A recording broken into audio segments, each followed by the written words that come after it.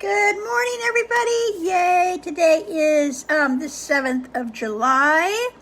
It is 10 a.m. in sunny Southern California, and I'm Carol Davis with a spot of sunshine. What the heck does that mean? Well, it's because it seems like the world has been a bit dark. The pandemic and other things, so I decided to do this spot of sunshine. Sometimes I just want to, every day I want to cheer you up. Excuse me, just a couple of minutes of something that, if it doesn't make you laugh, like normally I try to make you laugh, but now I'm reading a Changeless Change. Excuse me, this is not so much about making you laugh as giving you hope for the future.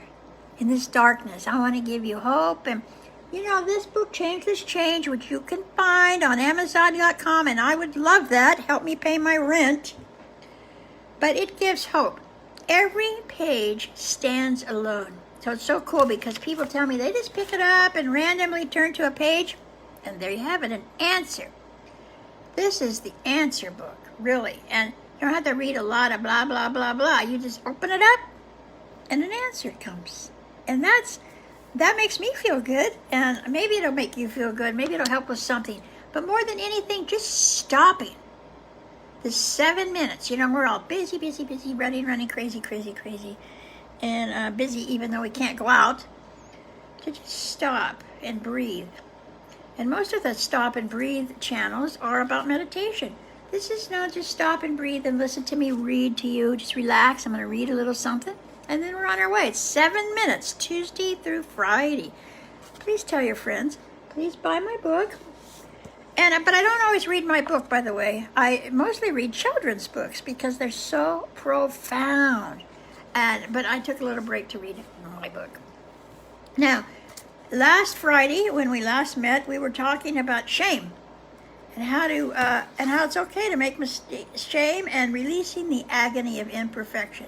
Doesn't that seem like it's what's behind behind all my shame attacks? So this is and on Friday I couldn't remember Bradshaw's name, who said guilt is I made a mistake and shame is I am a mistake. So when I'm overwhelmed with like feeling something not good, I and don't know what to do with it, I shrink it. Shrink it. Like here's a picture. I shrink it into a little ball. I just go, whatever is this huge thing that I can't live until I solve, I just shrink it up like in a little ball and throw it in the trash or whatever. And guess what? It goes away.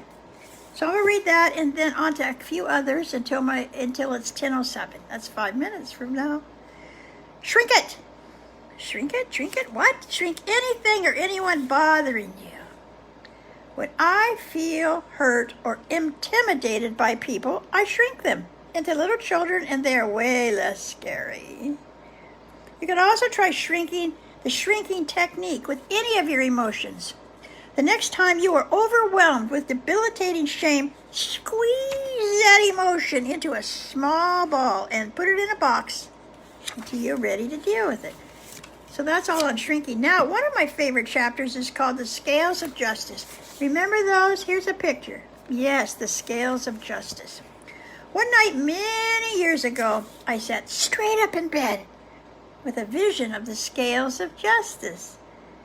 I had been harboring resentment, which is, for those of you who don't know what that means, it's re-feeling over and over for months about the behavior of a particular person. Of course, I saw myself as the good person and him as the bad person. If that is true, I thought while picturing the scales, then how come I'm wide awake and the bad guy is probably sleeping like a rock? You know this one? Just saying. The vision of the scales helped me put my perception and attitude back in balance by reminding me that I choose my reactions. I made a choice in that moment not to torture myself, and never again have I lost sleep due to resentment.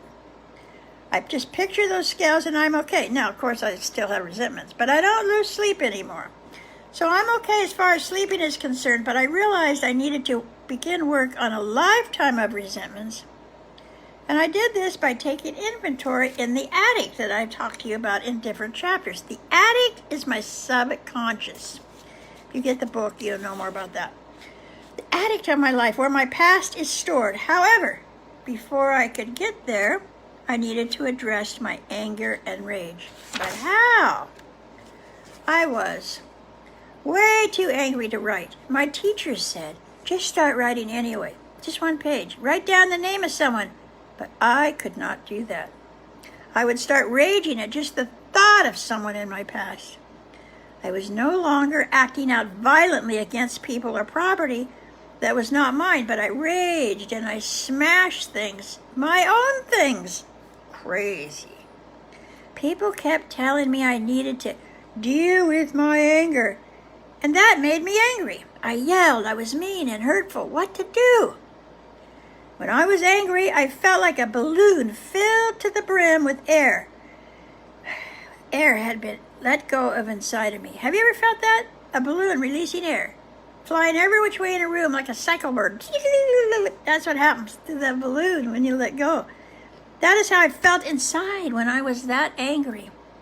Like balls were bouncing in every direction, uncontrollably inside of me. So I'm going to read the last chapter for today. It's called A Good Beating. So what did I do? I think. I had to smash something. I had to let go of that energy. So one day I got the wild idea. This is good. I love this.